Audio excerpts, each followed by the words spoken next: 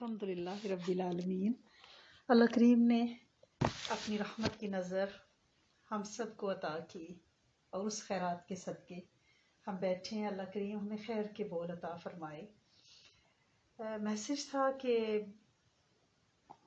इस बाबरकत महीने में भी घर में कुछ ऐसी बुराइयां चल रही हैं कि मुझे समझ नहीं आती। कि बच्ची ने कहा कि मेरा इबादत, इत्काफ, सजदे, क़ियामुल लैल, जबकि घर में के एक हिस्से में वो गुनाह हो रहे हैं जो गुनाह कबीरा हैं, तो मैं क्या करूं? मुझसे कितनी पूछोगे? क्या मेरी इबादत रायगां हो गई? मैं किस हद तक मना कर सकती हूँ? वो शोहर है, वो बच्चे हैं, वो जो भी चार दीवारी के अंदर लोग हैं, अल्लाह ने उनके पर्दे रखे हैं और अल्लाह करीम उनकी पर्दादरी ना करे। और किसी का नाम लिए बगैर जनरल आप इसको इस तरह ले लें कि एक बंदा या बंदी घर में इबादत गुजार है और वो रमज़ान मुबारक का पूरा पूरा फ़ायदा उठाना चाह रहा है, इखलास नीयत से इबादत भी कर रहा है, लेकिन बाकी घर के सारे अफराद उन बुराइयों में मुब्तला हैं जो गुनाह कबीरा में आते हैं।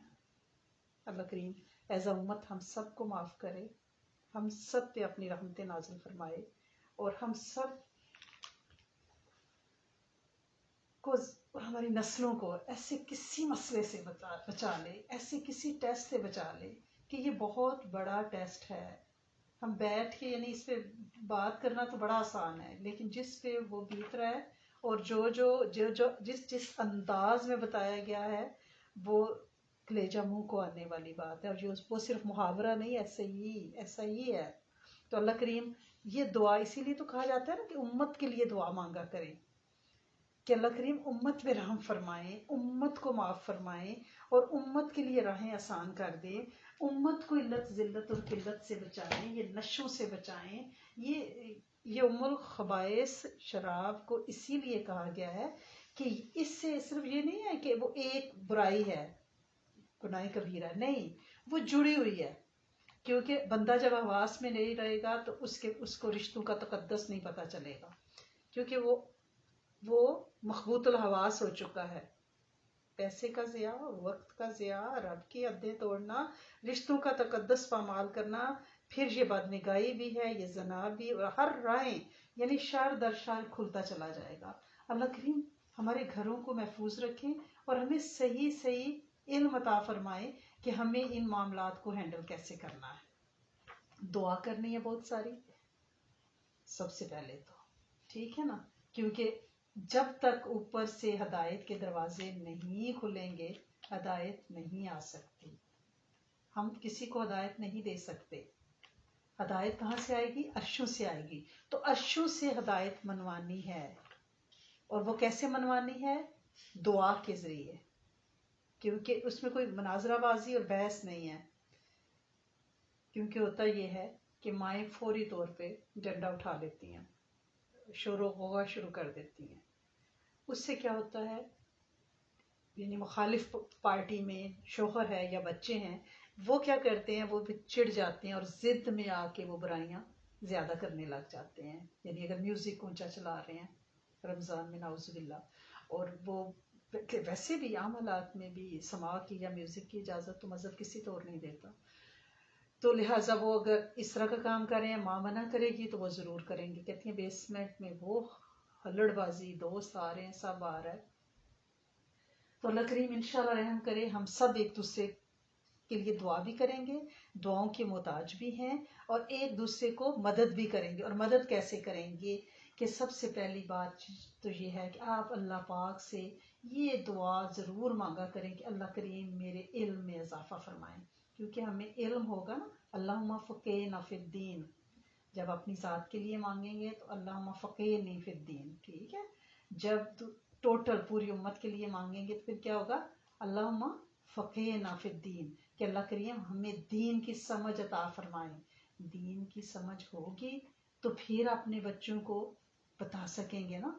ये जो हम रोज़ बैठते हैं और एक दूसरे की मदद कर रहे होते हैं, एक दूसरे को सीख सिखा रहे होते हैं, उसका मकसद यही होता है कि हमें थोड़ी हमारी आंखें खुलें, हमें पता चले कि हमने हैंडल कैसे करना है सिचुएशन को। अगर ये सिचुएशन یہ ایک پکا ہوا پھوڑا ہے نا, اگر اس کی سرجری بے موقع کی گئی تو یہ ناسور بن جائے گا, کبھی ٹھیک نہیں ہوگا خدا نخواستہ. لہٰذا اللہ پاک سے علم مانگا کریں, کیونکہ قرآن پاک میں اللہ پاک خود فرماتے ہیں کہ آپ کہیں کیا عالم اور جاہل برابر ہو سکتے ہیں. یعنی اللہ پاک یہ فرما رہے ہیں کہ اس کے پاس علم ہے اور نہیں ہے وہ برابر نہیں ہو سکتے, جسے دن اور رات. ٹھیک ہے نا. اب علم کہاں سے حاصل کیا جائے, کیا کیا جائے, تو اس کے لیے پہلی دعا, اور جو حدیثی دعا ہے اس کو پڑھا جائے, اور دوسرا یہ ہے کہ آب زمزم پیتے ہوئے جو دعا ہے وہ علم پہلے مانگیں, پہلے سب اللہ پاک سے علم مانگیں. ہم ہدایت بانٹنے والے نہیں ہو سکتے, ہمارے پاس ہدایت نہیں ہے, ہدایت کے فیصلے میرا رب سونا کرے گا. تو لہٰذا آپ نے زمزم کی دعا جو ہے اس کو آپ اپنی عادت بنائیں, آپ سب کو آتی ہے, بہت دفعہ آپ کے ساتھ شیئر بھی کی, ابھی بھی بچیاں کر دیں گی. اللہم انی اسألک علما نافعا, اللہ نفع بخش علم دے تاکہ ہم اپنے بچوں سے بات کریں, میاں سے بات کریں, ان کو بات ہماری سمجھ آئے. ٹھیک ہے نا. اور ایک اور ٹپ بھی اس کے ساتھ ہے کہ جب وہ اس گناہ میں ملوث ہے اس وقت ان پہ کوئی بات اثر نہیں کرے گی, وہ خناس سمایا ہوتا ہے, اس کے لیے موقع دیکھنا ہوتا ہے. اور حضرت موسیٰ علیہ السلام کی دعا میں نے اکثر آپ سے کہتی ہوں, رب اشرح لی صدری, اللہ میرا سینہ کھول دے. ٹھیک ہے نا. میری زبان کی گرہ بھی کھول دے کہ میری بات ان کو سمجھ آنے لگے. جب بات کرنی ہو نا ایسی کسی شر میں اگر خدا نخواستہ کوئی ملوث ہے تو پہلی تو یہ بات ہے کہ اس سچویشن میں بات نہیں کرنی جس میں وہ اس وقت ہے گناہ کی دلدل میں. جب اس کے حواس بحال ہوں, جب وہ نارمل لائف پہ آئے, اس وقت اس سے بات کی جائے. اس سے پہلے حضرت موسیٰ علیہ السلام کی دعا پڑھی جائے, دل میں پڑھ کے پھر دعا کی جائے کہ اللہ سنے میں اس سے بات کرنے جا رہی ہوں, شیطان نے اس کا گھیراؤ کیا ہوا ہے, نفس اس کے اوپر چھایا ہوا ہے, میرے مالک میری زبان کی کھرا کھولیں, میرا سینہ وا کریں کہ میری بات اس کے دل تک پہنچ سکے اور یہ میری بات سمجھ سکے. ٹھیک ہے نا. اب جب آپ نے یوں کرنا ہے پھر بات بھی ایسے موقع پہ نزاکت سے, ایک دم سے نہیں کہ اس کی بوتلیں توڑ دی, اس کا میوزک انسٹرومنٹ کے سارے توڑ دیے اس کے, اس طرح نہیں, بات اس طرح بننی نہیں ہے. جو طریقہ ہم مائیں اختیار کرتی ہیں بدقسمتی سے وہ صحیح نہیں ہے. شاؤٹ کرنا بالکل نہیں, خاموشی, صبر, اللہ کی طرف متوجہ ہونا, اور خاموشی کے ہتھیار سے بغیر لفظوں کے استعمال کے اس معاملے کو ہینڈل کرنا. کیونکہ حدیث مبارکہ میں ہے کہ جس کا اللہ بھلا کرنا چاہتے ہیں اسے دین کی سمجھ دیتے ہیں, اور جب اسے سمجھ ہوگی تو وہ پھر کیا کرے گا, وہ پھر سلیقے کے ساتھ, سمارٹنیس کے ساتھ اسے ہینڈل کرے گا. ٹھیک ہے نا. تو لہٰذا آپ نے کیا کرنا ہے, آپ نے موقع کی مناسبت دیکھ کے اور بچوں کے اوپر یا مانیو کا دم ضرور کریں. اللہ پاک کا نام ہے نا یا مانیو, بچوں کو یہ پڑھنے کو دے دیں. ایک چھوٹا بچہ گریڈ 7 کا, ماں نے شکایت کی کہ اللہ پاک معاف کرے, اس وقت جو ہمارے اسکولوں میں سبجیکٹس پڑھائے جا رہے ہیں ہیلتھ اور فزیک کے نام پہ, اور جو انہوں نے ابھی سے کاستانیاں دکھانی شروع کی ہیں, تو انہوں نے ماں نے شکایت کی. تو میں نے ان سے کہا کہ آپ اسے نا بچے کو کہیں کہ یہ پڑھو, اس سے آپ انشاءاللہ, یہ اللہ پاک کا نام ہے یا مانیو, اس سے اللہ پاک انشاءاللہ آپ کو سمارٹ بھی کر دیں گے, آپ انشاءاللہ گریڈز بھی اچھے لیں گے. ٹھیک ہے. تو اس سے یا مانیو پڑھنے کا بچوں کو لگائیں اس کے اوپر. اگر آپ ڈنڈے سے کہیں گے تم ایسی برائی کرتے ہو, یہ پڑھو تاکہ تمہاری برائی ختم ہو, تو وہ نہیں پڑھے گا, وہ نہیں پڑھے گا. جب ہم شاؤٹ کریں گے ہمارا بچہ جواب میں شاؤٹ کرے گا. اس لیے شاؤٹ نہیں کرنا, چیزیں نہیں توڑنی, اس کو اٹھا کے اس کی گندی چیزیں گھر سے باہر نہیں پھینکنی. صبر, دعا, ذکر, اللہ پاک سے مانگنا, اللہ پاک سے مانگنا. اگر بزرگوں کی ہم کسے دیکھیں تو ہم حیران ہو جاتے ہیں. حضرت سری سکتی رحمہ اللہ ایک بہت بڑی ہستی ہیں.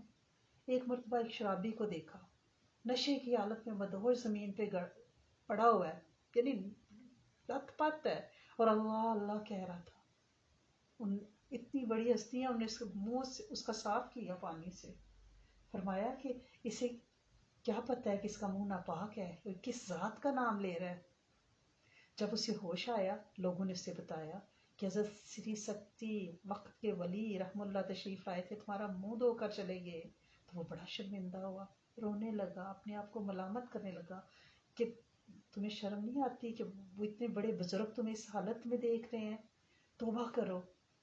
تو حضرت سری سکتی کو کیا غیبی آواز سنائی دی، تم نے شرابی کا منہ میری وجہ سے دھویا، میں نے تمہاری خاطر اس کا دل دھو دیا. اور بعد میں اس بندے کی زندگی میں ایسا انقلاب آیا کہ وہ اس کے آپ کے خاص ساتھیوں میں آ گیا اور اس کو ولایت مل گئی. اگر ہم پیار سے ڈیل کریں گے، اگر ہم پیار سے، برائی سے نفرت ضرور کریں. برائی سے نفرت کرنا آپ کا حق کیا کرنی چاہیے، یہ آپ کا فرض بھی ہے ایز اے مسلم. لیکن برائی کو ڈنڈے سے آپ ختم نہیں کر سکتی. اگر آپ اس طرح کریں گی تو پھر تو ہنگامہ آرائیاں ہو جائیں گی. اور آپ کو پتہ ہے نا کہ نبی کریم صلی اللہ علیہ وسلم کے زمانے میں جب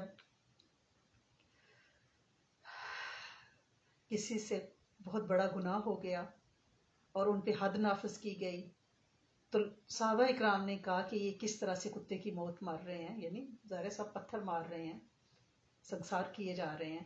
تو آپ صلی اللہ علیہ وسلم نے فرمایا کہ تم نے اپنے بھائی کے لیے اتنی بڑی بات کر دی، حالانکہ وہ زانی تھا، سنسار کیا گیا تھا. یعنی ہمیں بات کرنے کا حق نہیں ہے، نہیں ہے. ہمیں صرف دعا کرنی ہے، برائی سے نفرت کرنی ہے، اس سے غصے سے برائی کو نہیں مٹانا. وہ آپ ٹھیک ہے، ایک حدیث مبارکہ کا مفہوم ہے کہ اگر آپ میں طاقت ہے تو برائی کو مٹائیں، لیکن اس موقع پہ اس طاقت کا استعمال نہیں کہا گیا. نہیں، وہ اولو الامر کا کام ہے. یا ایسا ہے کہ وہ بچہ آپ کے کنٹرول میں ہے. جس ملک میں ہم رہتی ہیں یہاں پہ ہمارے بچے تو 1 منٹ میں ہمیں سلاخوں کے پیچھے پہنچائیں. انہیں کنڈر گارڈن میں ہی 911 کا سبق پڑھا دیا جاتا ہے. لہٰذا ایسا کوئی حرکت نہیں کرنی کہ گھر بھی جہنم بنے اور مستقبل بھی خراب ہو جائے، اپنا بھی اور بچوں کا بھی. اور دوسرا اس حدیث کا پورشن کیا ہے، اگر ہاتھ سے نہیں مٹا سکتے تو زبان سے برا کہیں، لیکن اس طرح نہیں کہ شاؤٹ کر کے اور ان کے انسٹرومنٹ توڑ کے، اس طرح نہیں. اور تیسرا یہ ہے کہ دل سے اسے برا کہیں، بے شک یہ ایمان کا کمزور ترین درجہ ہے. تو لہٰذا اللہ کریم ہمارے گھروں کو انشاءاللہ عافیتوں کے ساتھ رکھے اور برکتوں کے ساتھ رکھے اور برائیوں سے بچائے. جب ایسے کسی معاملے کو آپ سنا کریں تو پھر آپ وہ دعا ضرور پڑھا کریں جو نبی کریم صلی اللہ علیہ وسلم نے سکھائی ہے کہ ہم نے اپنی کسی بہن کو اس تکلیف میں دیکھا ہے، ایک نہیں کئیوں کے فون آ رہے ہیں، کہ اللہ کریم ان سب کے گھروں کو سکھ چین اور سکت شکر بھی کیا کریں کہ اللہ سنے. الحمدللہ الذی عافانا، تو نے ہم سب کو بچایا ہے، من مبتلا کا، جن میں تو نے ان کو کیا ہے. اللہ ان کے حال پہ رحم کر، ان کے حال پہ رحم کر اور ہمارے گھروں کو سکھ چین دے کے رکھے.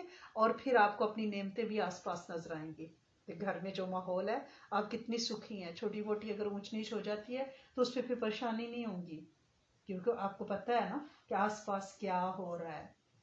اب یہ ہے کہ کس حد تک کتنا علم، کیا کریں، کہاں سے سیکھیں، کہاں جائیں. پہلی بات تو یہ ہے کہ اللہ پاک سے علم مانگیں اور ساتھ کامن سینس کو استعمال کرنا ہے ہمیں. ٹھیک ہے، کوئی ایک دم سے ہم عالمہ نہیں بن سکتے، کیونکہ قرآن میں سورۃ زاریات میں آتا ہے اور نصیحت کر کہ نصیحت مومنوں کے لیے مفید ہے، لیکن نصیحت کرنے کے لیے کیا ہے، نرم الفاظ کا استعمال کرنا. بہت ساری اس کی شرائط ہیں. اور یہ ہمیں نصیحتیں ملیں گی کہاں سے؟ آپ صلی اللہ علیہ وسلم کی حدیث مبارکہ کا مفہوم ہے کہ جب تم جنت کے باغوں میں سے گزرو تو کچھ کھا پی لیا کرو. صحابہ کرام نے پوچھا رضوان اللہ اجمعین نے، جنت کے باغ کون سے ہیں؟ تو آپ نے فرمایا ذکر کی مجلسیں، کیونکہ دعا مانگی جاتی ہے نا، دعا قبول ہوتی ہے. جب آپ کسی جگہ پہ بیٹھتے ہو سارے مل کے دعا ہوتی ہے، پتہ نہیں آمین کہنے والا اس کا دل کتنا دکھا ہوا ہے یا قرب الہی میں کتنا ڈوبا ہوا ہے کہ اس کی آمین سے ہماری دعا قبول ہو جاتی ہے. کیونکہ ہم دو طرح کے آدمی ہو سکتے ہیں. ایک تو وہ کہ ہم اپنے نفس کی اصلاح میں مشغول رہیں، بھئی میں ٹھیک ہو جاؤں، میں ٹھیک ہو جاؤں، میرے بچے ٹھیک ہو جائیں. اور ایک یہ ہے کہ اپنے نفس کی اصلاح سے آپ فارغ ہو جائیں تو دوسروں کی اصلاح کی کوشش کریں. کہیں ایسا نہ ہو کہ ہم خود اپنی کریکشن کریں ہی نہ اور دوسروں میں مشغول ہو جائیں. ایسا نہیں ہو سکتا. جو آپ بات کسی کو کہنے جا رہی ہو نا، پہلے آپ اس کی عامل ہوں، آپ خود عمل کر رہے ہوں. آپ کوئی ایسی بات دوسروں کو نہیں کہیں جو آپ خود نہیں کرتی. کیونکہ اگر آپ بچوں کو کوئی نصیحت کرنے جا رہی ہیں اور آپ اس پہ خود عمل نہیں کرتے تو بچے کہیں اماں جی بڑی مولانا بن رہی ہیں، خود تو ابھی فون پہ فلاں بندے سے یہ جھوٹ بول رہی تھیں. بچے تو بہت، آپ جاب پہ سک کال کرو، بچے کہتے ہیں you are not sick, you are lying. ٹھیک ہے نا، why you are not picking phone. Phone کی بیل باز رہی ہے، چھوٹے بچے پوچھتے ہیں کیوں نہیں پہ اٹھا رہے. You are here, you have to pick it up. جہاں کے بچے تو بہت اسٹریٹ فارورڈ ہیں. لہٰذا پہلے ہمیں اپنی اصلاح کرنی ہے، پھر ہم نے دوسروں کی طرف متوجہ ہونا ہے. ٹھیک ہے. اور اس کے لیے پتہ ہے بزرگ بہت ایک زبردست سی مثال دیتے ہیں. وہ کہتے ہیں کہ اگر آپ اپنی تو کریکشن نہیں کریں گے اور دوسروں کی اصلاح میں لگ جائیں گے کہ باجی جان بن جائیں گے کہ دوسروں کو سکھائیں، ٹھیک ہے، پھر پتہ ہے کیا ہوگا. اس کی مثال ایسی ہے جیسی کسی کے اپنے کپڑوں میں بچھو داخل ہوا ہے، وہ اس کی طرف سے غافل ہے اور دوسروں کی مکھیاں اڑا رہا ہے. سمجھ آ گئی نا یہ بات آپ کو. لہذا اپنی توسیع شروع کہاں سے کرنی ہے؟ کتاب اللہ، قرآن پاک. اس کی تفسیر سنیں، اس کی تلاوت کریں. جو اس کو پڑھیں گی اس کے آپ پہ علم کے دروازے پر کھلتے جائیں گے. پھر سنت کی طرف متوجہ ہو جائیں. آپ کی زندگی کا ایک ایک لمحہ میرے سمیت، یہ جو میں آپ کو بات کہتی ہوں میں اپنے آپ کو کہہ رہی ہوتی ہوں، ہم سنت اٹھتے بیٹھے سوتے جاگتے کھاتے پیتے اس کی طرف ہماری پوری توجہ ہو. یہ نصیحت کرنے سے پہلے کی ٹریننگ ہے. یہ نہیں کہ اٹھے اور گئے نیچے بیسمنٹ میں ٹھک ٹھک کرتے، ان کا جا کے ٹیپ ریکارڈر دیوار کے ساتھ مارا، اس دیوار میں سوراخ ہو گیا، اس کے بعد ان کی بوتلیں ان کے سروں پہ توڑی. ایسے نہیں، ایسے نہیں کرنا. سلو چلنا ہے، سلو چلنا ہے، اور کبھی بحث نہیں کرنی. اور آپ کے گھر والے اور آپ کے بچے آپ کو کبھی بھی عالمہ نہیں مانتے. ٹھیک ہے نا، کہ آپ بڑی مینس کے نصیحت کرنے چلی ہیں. لہٰذا سلو پیس میں چلنا ہے اور آپ کے اپنے عمل سے ظاہر ہونا چاہیے. آپ کا ایک ایک حرکت، ایک ایک حرکت یوں سمجھ لیں کہ جیسے ایک پھلدار درخت ہے نا، آپ انتظار کریں کہ کب کوئی پھل پکے اور آپ پہ گرے، خود سے نہیں توڑنا. ٹھیک ہے. میں آپ کو ایک مثال بتاتی ہوں. ایک بہت بڑے اللہ کے ولی ہیں، حضرت شفیق بلخی، نام آپ نے سنا ہوگا.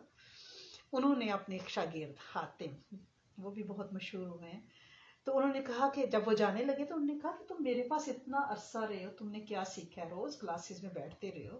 تو انہوں نے کہا کہ میں نے 8 باتیں سیکھی ہیں. پہلی یہ کہ میں نے لوگوں کو دیکھا تو مجھے پتا چلا کہ ہر آدمی کا کوئی نہ کوئی محبوب ہوتا ہے، لیکن جب بندہ مرتا ہے تو جس سے وہ محبت کر رہا ہوتا ہے وہ اس سے علیحدہ ہو جاتا ہے.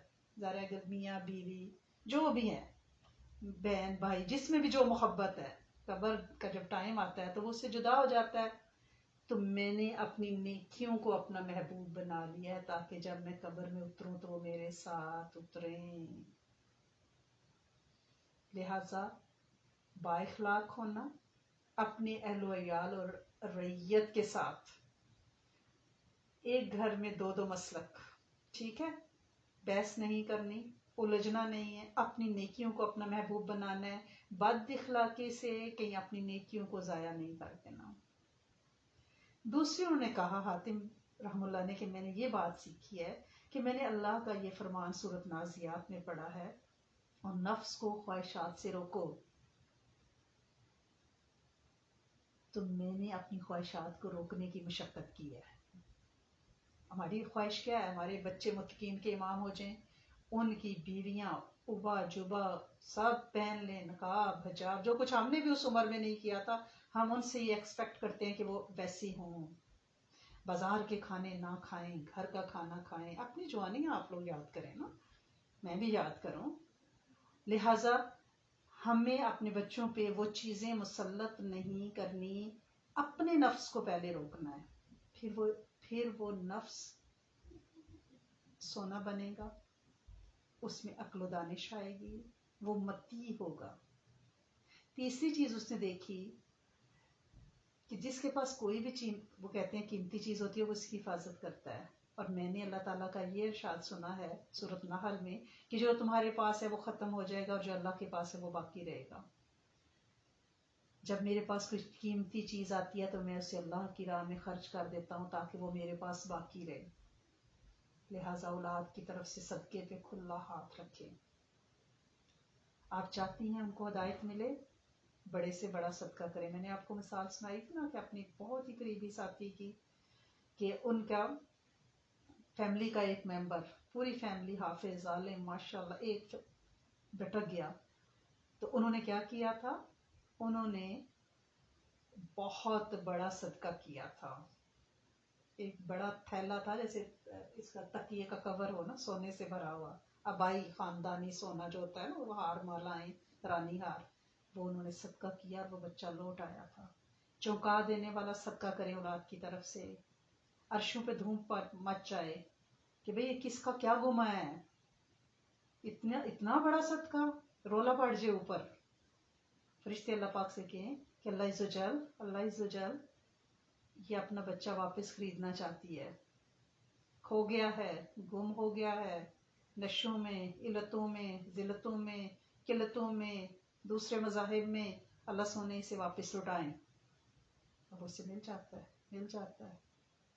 ٹھیک ہے. چوتھی چیز انہوں نے کہا کہ مال اور حسب نسب اور بزرگی کو لوگ دیکھتے ہیں، جبکہ میں نے اللہ پاک کا یہ ارشاد سنا ہے، تم میں سے سب سے معزز وہ ہے زیادہ پرہیزگار ہے. لہٰذا میں نے تقوی اختیار کیا ہے تاکہ اللہ کے نزدیک معزز بن جاؤں. تو اللہ کا خوف، اور اللہ کے خوف میں پہلی بات یہ ہے کہ اس کی مخلوق سے محبت. وہ آپ کی اولاد ہے، وہ آپ کی بہویں ہیں، وہ آپ کے ساس سسر ہیں، بندوں سے محبت کریں. پانچویں چیز انہوں نے کہا میں نے یہ سیکھی ہے، آپس میں حسد نہیں کرنا. بندے آپس میں حسد کرتے، جبکہ میں نے قرآن کی سورۃ زخرف میں یہ آیت پڑھی ہے کہ ہم نے ان میں زندگی کے اسباب تقسیم کیے ہیں. میں لوگوں سے کیوں حسد کروں؟ میرے رب نے اگر میری کسی دوست کے بچے نیک ہیں، صالح ہیں، حافظ ہیں، عالم ہیں، تو میں یہ نہ کہوں کہ اس کے کیسے بن گئے. ہم دونوں ایک ساتھ ہی پڑھی تھی، ایک جیسی تھی، میں بھی اس سے زیادہ عبادت کرنے والی، میں بھی راتوں کو جاگتی، اس کے بچے نہیں. اللہ پاک کیا فرما رہے ہیں سورۃ زخرف میں کہ ہم نے تقسیم کی ہیں اسباب. اس میں معاشیت بھی ہے، اس میں ہدایت بھی ہے. لہٰذا وہ ٹیسٹ ہم پہ آئے ہیں. اگر کوئی بچہ، کوئی ہمارا میاں یا کوئی راہ بھولا بھٹکا ہے تو وہ کسی سے مقابلہ نہیں ہے، وہ ہمارا امتحان ہے. اور وہ کس لیول کا ٹیسٹ ہے؟ کوئی تو کنڈر گارڈن کا الف بے کا ٹیسٹ دے رہا ہوتا ہے، کوئی گریڈ 5 کا دے رہا ہے، کوئی پی ایچ ڈی کے اسائنمنٹ لکھ رہا ہوتا ہے. جتنا بڑی اسائنمنٹ ہے اتنا بڑا اجر ہے. اگر روزہ رکھ کے ایک گھر میں سارے باجماعت نماز پڑھ رہے ہیں، سارے عبادتیں کریں، وہاں تو بڑا آسان ہے. لیکن ایک گھر میں گراج میں کیا لہو لہب ہو رہی ہے، بیسمنٹ میں کیا ہو رہا ہے، تو وہاں جو ہو رہا ہے وہ اس ماحول میں، اس ٹینشن میں اور اس رونے دھونے میں وہ جو عبادت کر رہی ہے، وہ اس کا بہت بڑا امتحان ہے. لیکن امتحان پاس کرنے کے لیے امتحان سلیقے سے لکھنا پڑے گا. اور وہ لکھنا کیسے پڑے گا؟ صبر اور شکر کے ساتھ کہ میرے مالک تو نے یہ مسلط کیا نا، کائنات کی ساری امت، سارے زیرو کے دل تیری انگلیوں کے 2 پوروں میں ہیں، تو چاہے تو ہدایت دے دے. تو خود قرآن میں فرماتا ہے میں جسے چاہوں ہدایت دوں، جسے چاہوں گمراہ کروں. تو میرے سونے تو ہدایت دینا چاہے تو انہیں کون بگاڑ سکتا ہے؟ میرے تو ہی جتنی کوشش ہو سکتی تھی، میں نے ان کی تربیت میں کوئی دقیقہ فروغ برداشت نہیں کیا. لیکن اگر میں انسانی بشری تقاضوں کے تحت تیری کمزور مخلوق نہیں کر پائی تو مجھے معاف کر. پہلے استغفار اپنی طرف سے کریں، پہلے اپنی طرف سے استغفار کریں، پھر بچوں کے لیے استغفار کریں. اور اگر آپ کا یہ خیال ہے کہ یہ اسی طرح رولتے رہیں گے، ان کا کوئی مستقبل نہیں، آپ کو حوصلے دیتی رہیں گی، نہیں۔ اللہ پاک سورۃ ہود میں فرماتے ہیں اور زمین میں جو بھی جاندار ہے اس کی روزی اللہ کے ذمے ہے، اللہ پاک نے ذمہ لگایا ہے، ہم ان کے مستقبل کا فیصلہ نہیں کر سکتے۔ وہ آج انہیں ہدایت دے تو وہ جنید بغدادی وقت کے بن جائے، وہ دے گا۔ مایوسی گناہ ہے، اللہ پاک کو یہ بالکل پسند نہیں ہے کہ مایوس ہونا کہ ہم تو اتنی عبادتیں اتنا کچھ کرتے تھے، ہمارے بچے ایسے کیوں ہو گئے،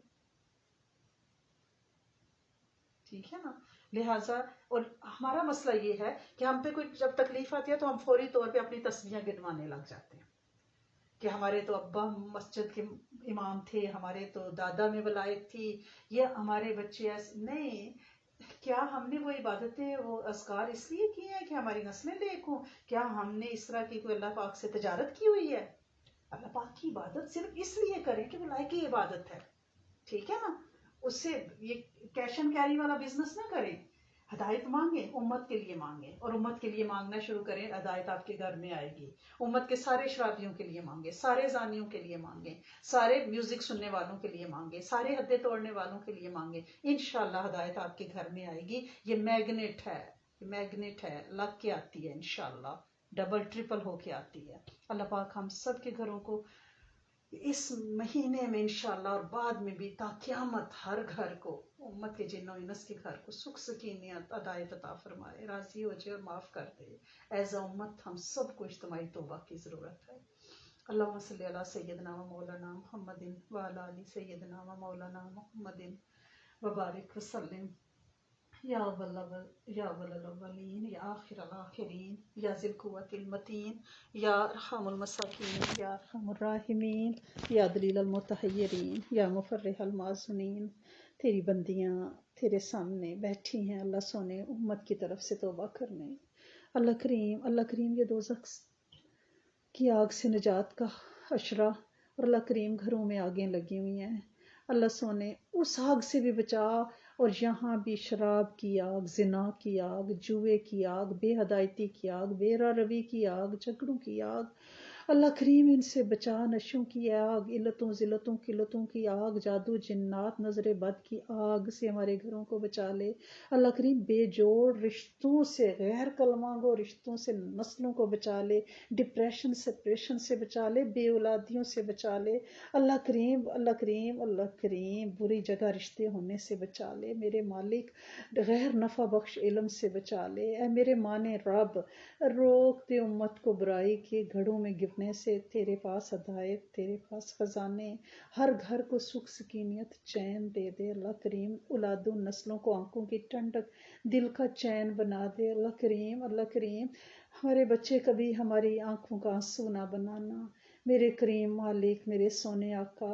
تو نے یہ ہمارے جسم کے ٹکڑے کاٹ کے ہماری گودوں میں ڈالے، ہم نے کوشش کی کہ ان کی تربیت کر سکیں، لیکن غلطیاں بہت ہو گئیں اللہ سونے، ہم میں غلطیاں، ہم میں کمیاں، تو نے تو اپنی رحمت کی یہ شہزادے ہماری جھولیوں میں ڈالے، ہم سے تربیت نہ ہو سکی، کبھی ہمارے غصے نے ان کو بگاڑا، تو کبھی ہمارے زہم نے اور تکبر نے، یہ پیرنٹنگ کا تکبر بھی بچوں کو مار دیتا ہے۔